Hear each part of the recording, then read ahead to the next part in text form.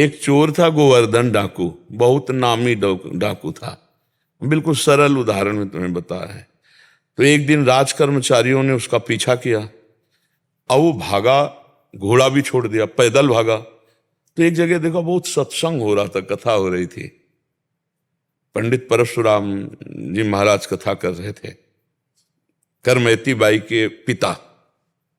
ये प्रमाणित कथा हम आपको बता रहे। तो उस सभा में घुस गया। तो राज कर्मचारी आए, सोचा सभा में चोर कैसे हो सकता है, यहां तो चोर घुसने का साउंड। तो अब उसको पाया ही नहीं।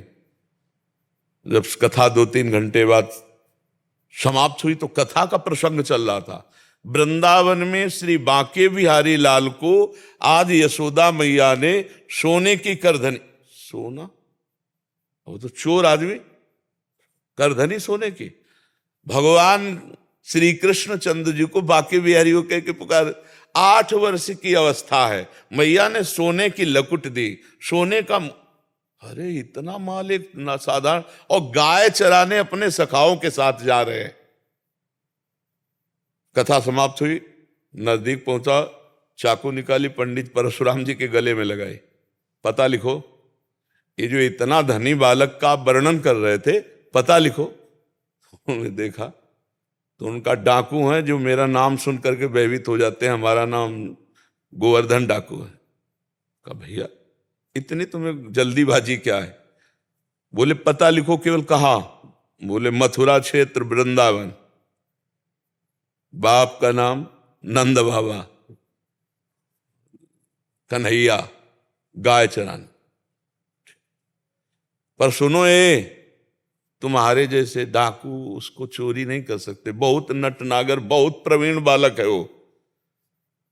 तो उन्होंने कहा तुम हमको ऐसा समझते हो, अकेले अकेले राजाओं के महलों को लूट लिया है। बोले फिर भी नहीं लूट सकते, बहुत प्रवीण है।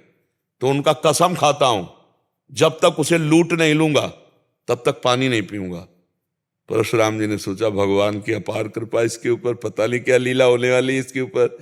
उन्होंने कहा सुनो, हमारी तरफ से माखन मिश्री ले लो, जब तुम्हारा बस ना चले तब माखन मिश्री उसे खवा देना। हाँ ये बात भी ठीक है, बच्चा है, फुसला के काम चल जाए तो मारना काहे को पड़ेगा। माखन मिश्री फेट में बांधी और कहा कसम खाता हूं जब तक उसे लूट नहीं लूंगा तब तक मैं पानी नहीं पीऊंगा। पर नाम क्या बताया तुमने? इतना बड़ा नाम तो। बोले श्याम सुंदर। श्याम सुंदर, श्याम सुंदर, वृंदावन, गाय चराना, श्याम सुंदर। अब भगवान का चिंतन बनने लगा। देखो चिंतन बनने लगा। अब वो पैदल चल करके आया। अब एकांत में जहां गाय चरते तो पूछते श्याम सुंदर की गौएं कौन है? बोले सब हैं, ये ब्रजमंडल है, हर गौशाला भगवान के नाम की है। नहीं, बोले वो जो यशोदा मैया ने श्रृंगार करके चराने में, बोले वो तो कथा में लिखा है, प्रगट में थोड़ी अब रह गया। अरे बोले नहीं, पंडित जी झूठ नहीं बोल सकते। हम लोग चोर डाकू झूठ बोल सकते हैं, पंडित थोड़ी झूठ बोल सकते हैं। भगवान तो है ना, वो अपने भगवान को, मतलब श्याम सुंदर है ना। अब एकांत में विकल हो गया और कहा अगर कोई ईश्वर है तो मुझे श्याम सुंदर से मिला दे, क्योंकि मैंने कसम खाया है बिना लूटे पानी नहीं पिएंगे। इतने में आवाज आई एक ग्वारिया पर, ए श्याम सुंदर तुम्हारी गाय इधर जा रही। अरे दौड़ा उधर, देखा कमर में हाथ रखे, न जाने कौन से गुण पर दयाली दिली जाते हैं, पीतांबर की फेट, वैसे ही श्रृंगार जैसा पंडित जी ने वर्णन किया था। श्याम सुंदर, कमल नयन, मोर मुकुट और करधनी और लकुट। उसने हर चाकू निकाली, हर सखा को, और वो सब सखा दिव्य, वो गायें दिव्य भगवान ने प्रकट की थी। सब सखाओं का भाग जाओ नहीं मार डालेंगे। भगवान ने इशारा किया कि जाओ इसको हमें एकांत में निहाल करना है। बोले हाँ बोल रहे। बोले तू डरता ले क्या? बोले अब काल से भी नहीं डरते, तेरे से क्या डरना है? बोले मेरा नाम नहीं सुना होगा इसलिए तू डरेगा। अब ये मेरा नाम गोवर्धन डाकू, तो गोवर्धन ही तो नाम है ना, मेरा नाम गोवर्धन धारी है। भगवान उससे जब वार्ता कर रहे हैं तो उसका जीवत्व तो नष्ट हो रहा है, अज्ञान नष्ट हो रहा है।